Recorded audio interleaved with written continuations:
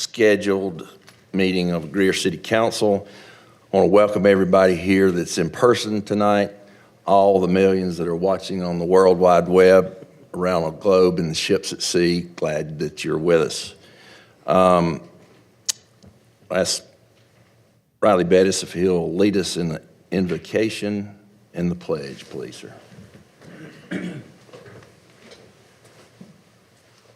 I pledge allegiance to the flag of the United States of America and to the republic for which it stands, one nation, under God, indivisible, with liberty and justice for all. Let's pray. Heavenly Father, the city is truly blessed by your divine grace. We're blessed to have many good people in Greer, and this council humbly and respectfully accepts the charge entrusted to it by the citizens of Greer to conduct the business of this city, to uphold principled, virtuous, and transparent government, and to reject unethical and unwholesome activity. Help us to remember that you, not government, are our provider, and you have armed us with divine guidance, intelligence design, absolute laws, which serve as our guides. Father, please give this city, this state, and this country the courage and strength to prevail over all agents of arrogance, greed, immorality, and evil, that we would truly be worthy of your continued love and blessings. With glory to God, I pray in Jesus' name, amen.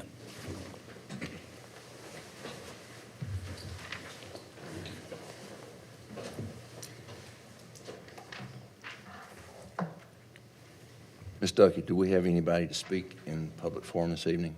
No, sir. Council, in your packets, we have the minutes from our last council meeting, February the 10th. Entertain a motion and a second. So moved. Second. Is there any notes that'd like to be noted by the clerk before we move on? Ms. Duncan. Mr. Booker? Yes. Mr. Hopper? Yes. Mr. Bettis? Yes.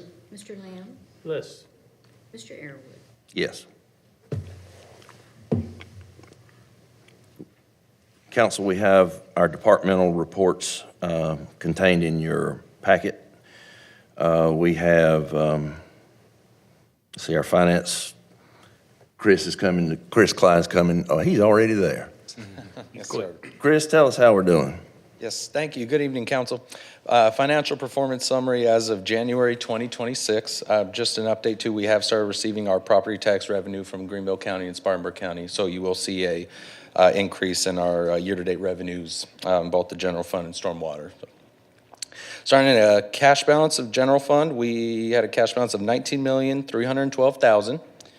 Year-to-date revenues of $26,878,000.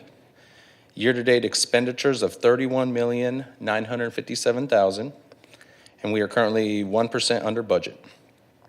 We have a negative revenue benchmark variance of $1,936,000, an unfavorable expenditure benchmark variance of $2,221,000, and an overall unfavorable benchmark variance of $4,158,000. Moving to hospitality fund, we had a cash balance of $3,940,000. Year-to-date revenues of $2,369,000, and we were 5% over our budgeted collections in this month.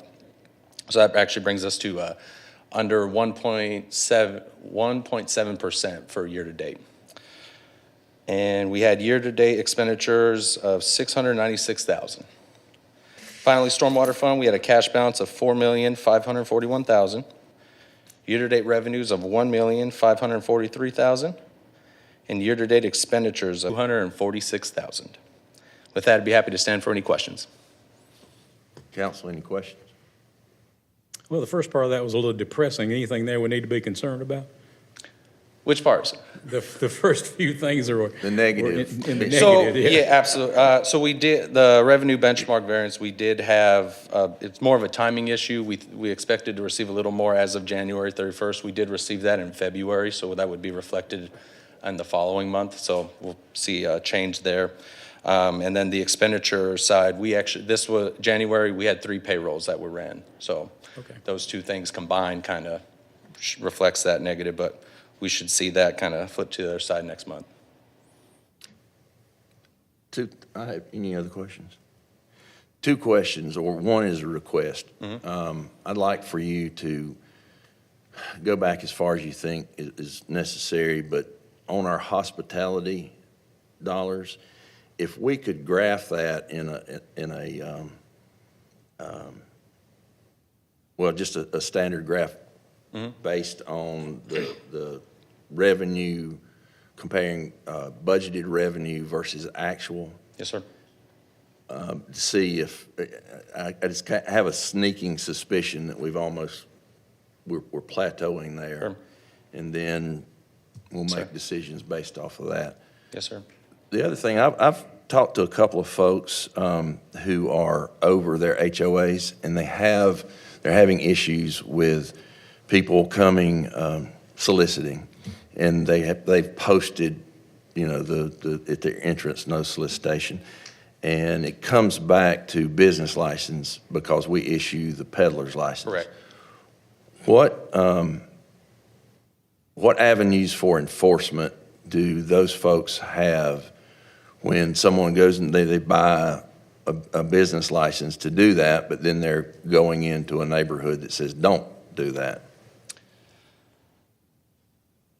From the business license side, we try to, it would be trying to catch and identify them to see what we can enforce there as far as I think there might be a planning and development side to it that I'm not too familiar with, to be honest with you, but We can provide counsel at the next, through my administrator's report at the next council meeting, just a response to that. And then, of course, I can get something to you in writing before that. But I think there is a mechanism in the ordinance that allows for the revocation of a business license for violating the solicitors and peddlers ordinance, along with fines. So, but I'll make sure we get all of that stuff articulated, both in an email, and then I'll report back in the administrator's report next month. yeah, we can work together with our department in there That's to right. try to be able to do that. Are they warned ahead of time not to go into neighborhoods that are posted? Well, yeah, so some neighborhoods have a no solicitation posting, regardless of our ability to issue a solicitor's and peddler's license. So if it's issued, that doesn't give them the right to go into a neighborhood that still specifically forbids Well, but I'm saying, peddlers. when we issue the license, maybe we should reinforce it and say, now, you're gonna come across posted neighborhoods, do not enter those Absolutely. neighborhoods, or we will revoke your license. And that very well may be on the application, but we'll We can find synthesize all somebody that for y'all. I Yes, sir. think that's part of the ordinance that says that, just as directions, don't trespass. Well, we probably need to reinforce it. That an HOA sign has the force of law? Well, it doesn't, I didn't think so. However, but what we're saying is that an HOA sign may not have the force of law, however, it can restrict, folks peddling in That'd make a lot of people Just like happy. no trespassing. That's right, yeah, That'd make a lot of people happy. yes, sir. Any other questions? Folks, on council, please review your fire department activity report. We have talked for a long time about response times from EMS. Greenville County side has improved, but it actually has plateaued. They started getting better. Spartanburg County is probably the same as they were, so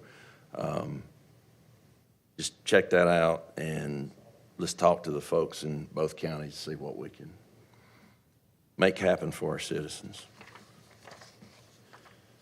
Mr. Merriman, your report, please, sir. Just wanted to remind council of the Big Bash, March 28th from 4 to 9. This is, we're taking over downtown to celebrate the city's sesquicentennial. A lot of living history demonstrations, local vendors, and just a general celebration of the kickoff to our sesquicentennial year. Stone Entertainment's going to put on a laser light show along Trade Street. which will cap off that full day of music, community, and time travel. So stay tuned for that. And one other thing I wanted to also mention is just kind of it's a little anecdotal, but I was speaking to Ann Cunningham, our Parks and Recreation Director, yesterday, and she reported that our softball numbers, our participation numbers are up. And that's, she specifically attributed the success of the investment made at Big Turner and the, just the welcoming facility that has become. So I say that to say that I think the investment was well made, and I know that it was tough to get rid of Victor Park, but the interest in softball has not waned and is actually increasing. We're seeing some of those numbers go up over Big Turner. So just a little bit of, as an aside, I think that was worth mentioning this evening. Mr. Airwood, that concludes my report. Thank you. I'd like to ask for you to provide some information to council, maybe next meeting. One, the status on a possible start date for the fire station in the northern part of the city. And then the other is the status of bringing back online our television channel. Well, I can tell you the solicitation for architectural services has been, I think it may go out this coming Sunday for the fire station. Okay. So we are kicking that process off soon. Hopefully, we should end that by the time we do the solicitation, review of proposals. That process should be done, if I'm not mistaken, as I'm looking at February 24th. I think it was a late April. We should have an architect on board. Okay. Are we going with the existing design? We or have changing? opened it up to. We're resoliciting those services. Do we know how they finance this in North Charleston? Not off the top of my head, no, Be sir, but interested to find out. I do believe it would be a very similar and well-known public finance method. So I can find that out for you. But Mr. Airwood, on your other request, I can get that information to you ASAP. Thank you. Let's move to old business. We have the second and final reading of ordinance number 4-2026. That is the ordinance to authorize the closure of a portion of a street, and that road would be a portion of Moore Street. Who from staff? There's no new or updated information on this second reading, sir. Council, I entertain a motion in a second. So moved. Second. Folks, any questions, comments? Mr. Marion, for the sake of tonight, can you refresh our thinking on how this request and suggestion was arrived at? Sure, this Who was. involved and the exact reasoning why? Yes, so this came to us by request of both Norfolk Southern and the South Carolina Department of Transportation. It was a safety initiative identified by both. They came to the city seeking our approval to close this section of Moore Street to allow for the gate to be moved to better regulate the flow of traffic at that particular intersection, at that at-grade crossing.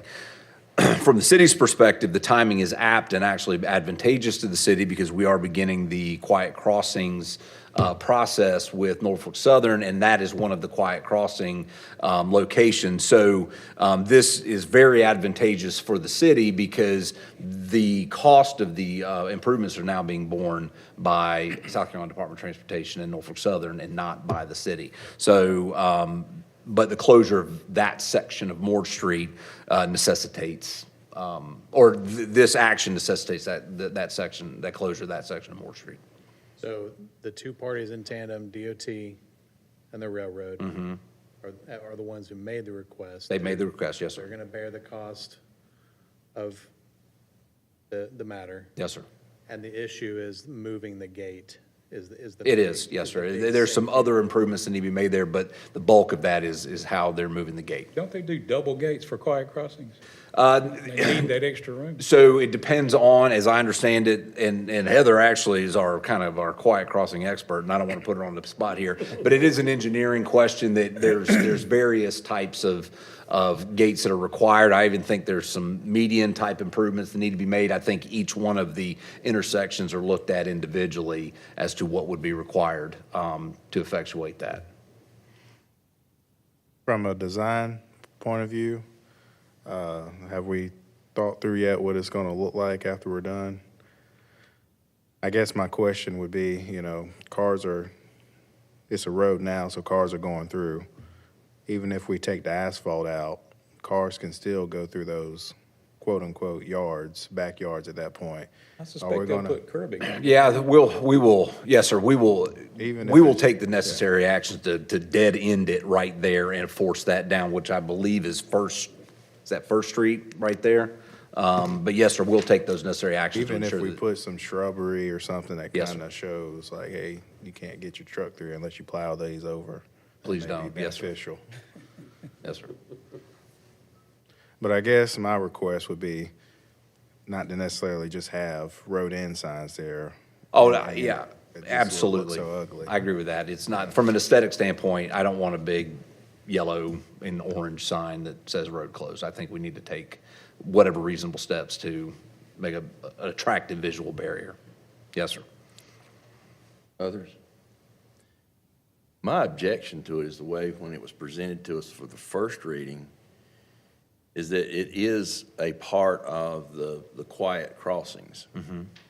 And we haven't been made aware of if we are moving forward. There's been no definitive statement saying, council, we want to move forward with this, and this is what it's going to cost. And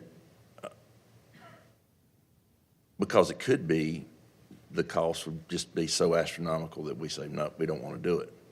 So now you go back to, it's a safety issue for the state and the railroad.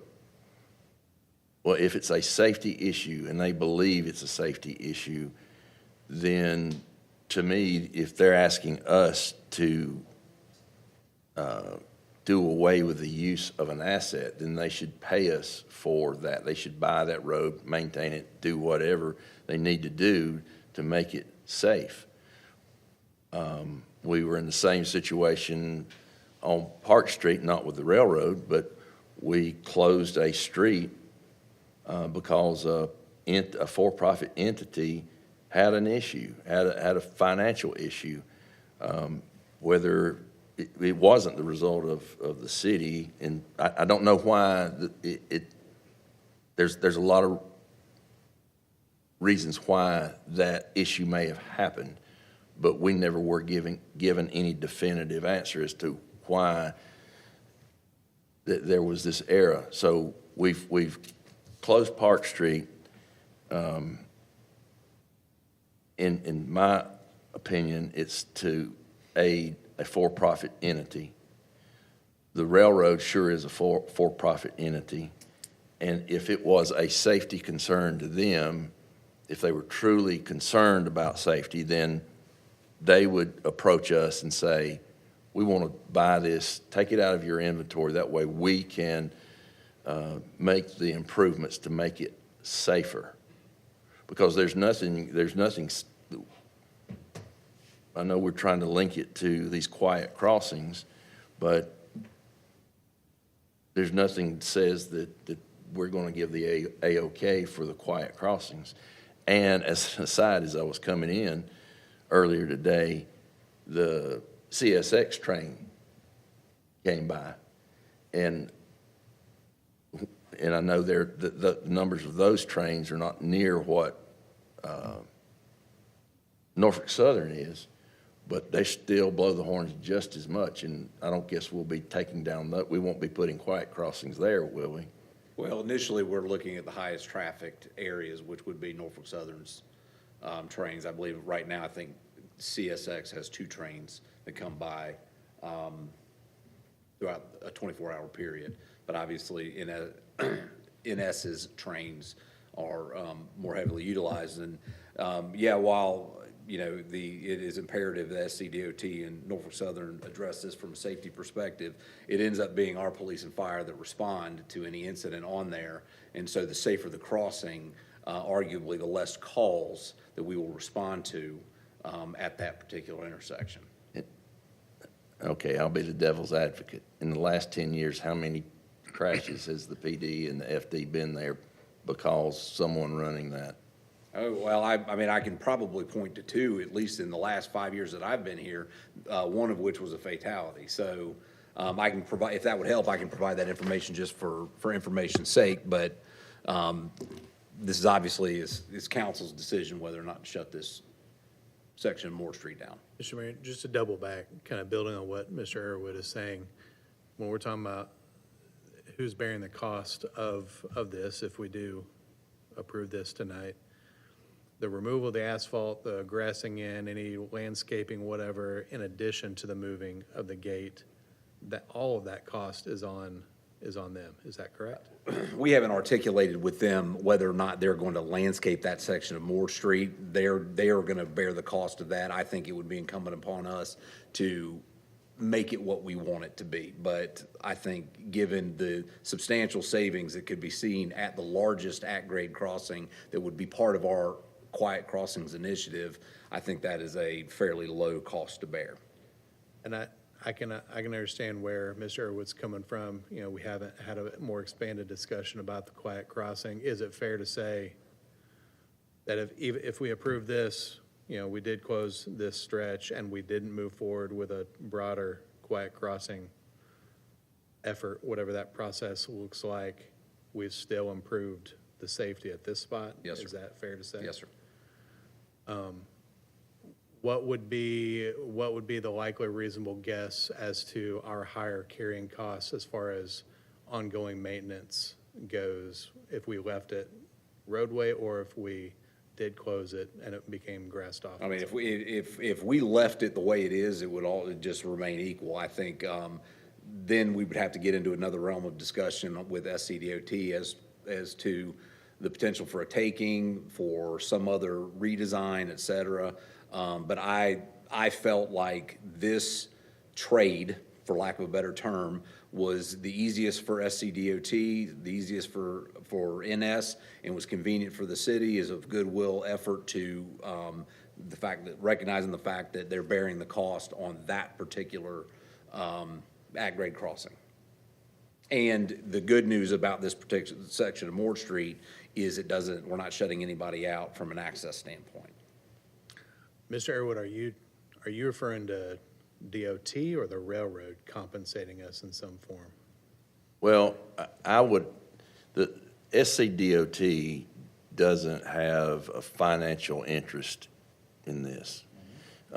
Norfolk Southern most definitely does, regardless of if it's their right of way or not, and they'll treat anybody that's on their right of way that gets hit by a train as a trespasser. They still have to defend the lawsuits. They still have to fix the trains, all that kind of stuff. Yeah, and so if it was truly a safety issue, I think Norfolk Southern would be making the request, let's close this down. We will let us take this bit of road, pay you for it, of course, and then maintain it. But they're not going to do that. It will stay in our inventory. We'll have to do any kind of improvements, and then we'll have to do any kind of maintenance. I don't see. We're kind of sort of doing that now. Yeah, so we'd save money on the maintenance. Right. That's our road, so we have to maintain it now. Yes, we do. But when we maintain it, it's with other dollars to maintain the rest of that street. We're losing a part of an asset. It may not be much, but we're losing part of an asset. And we are, as far as street closures, making a habit of helping people with their bottom lines. And I get that. I think the biggest, the thing that zips to the front of the line in my consideration is we're being told it's a life safety issue, and there's documented evidence of there being a life safety issue there. So we can kind of grit our teeth that way and go, we feel like there should be some sort of compensation, but it sounds like there is a legitimate safety issue here that if this can help address, keep our visitors and our residents safe, in a more thorough way, then I think that's the driver for me. I understand that, but if you go back throughout history, before that grade crossing had any arms or anything, it may had some flashing lights. Yeah, there's been people killed there because, for whatever reason, they came out in front of a train. Since the grade has been improved with crossing arms, better bells and lights and things like that, according to Mr. Merriman, we've already had a fatality, and we've had another one. Just on 4th Street, a couple of weeks ago, we had a tractor trailer come across there, and that was, I won't say, there is a grade crossing, there is an arm there, but, the train ran into the truck. So, these grade crossings need to be safe, but to me, if that is the big issue, if it's truly a safety issue, why now? Why not 10 years ago? And why don't they make the investment? Because it's for them, it's for their safety, so they don't run over folks. Well, it's for the safety of our citizens also, because if you come down Moore Street, you would be inside the crossing arms. They're there. Yeah. I mean, that's a problem. Mr. Mayor, why now? Because the request is coming now? The issue is being brought to the forefront now? Is that a fair, not to wax I don't know that silly. we've ever had anybody come forward about this, what's actually a useless little block of road there that only a select number of people use, and it's not their only route. And I don't know of an issue in the past where anyone has brought it to us. Yeah. Why not 10 years ago? Because it didn't get done 10 years ago. It's being brought now, right? Anybody I'd else? say it wasn't on the railroad's radar 10 years ago, Ms. Duncan? Mr. Booker? Yes. Mr. Hopper? Yes. Mr. Bettis? Yes. Mr. Lamb? Yes. Mr. Arrowood? No. Council, on new business, we have the ordinance number is 5-2026, is to provide an annexation for a certain piece of property owned by Mr. Curtis Hip. And we don't have Ashley with us tonight. We have Ms. Heather. We do. Good evening. I apologize for the typo at the top. This is an annexation. It is for 3 parcels on McElrath Road. The existing zoning is unzoned Spartanburg County, and the request is to annex and zone to traditional neighborhood with the intent of building a single-family detached subdivision. Here's the aerial. All 3 parcels are about 17.4 acres. Here's the zoning map. You can see Ryder Junction to the south is zoned medium-density residential. The surrounding parcels are all Spartanburg County residential. The future land use in the area is traditional neighborhood. Here are some photos of existing conditions on McElrath and Beach Springs. Here are the traditional neighborhood zoning district standards. The maximum density that is allowed is 10 dwelling units per acre. Once again, the request is to annex and zone to traditional neighborhood. The surrounding zoning and land uses are all residential. Staff recommends approval. I'll entertain a motion in a second so we can move forward. So moved. Second. Any questions, council?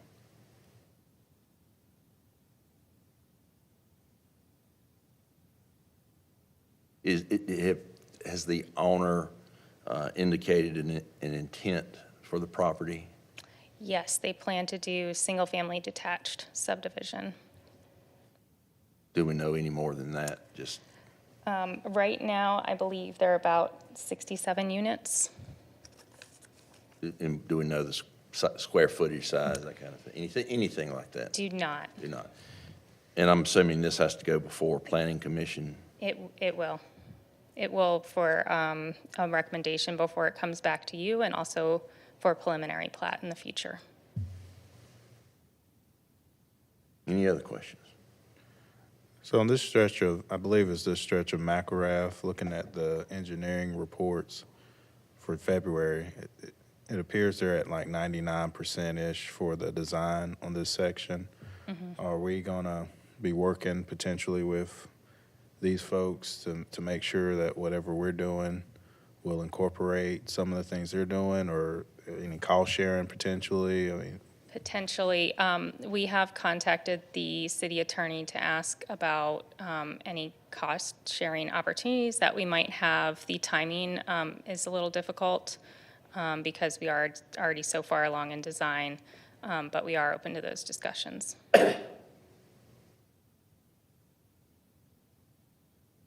Anything else? Ms. Duncan? Mr. Booker? yes. Mr. Hopper? Yes. Mr. Bettis? Yes. Mr. Lamb? Yes. Mr. Arrowood? Yes. We have nothing listed on the agenda for executive session. Call this meeting adjourned.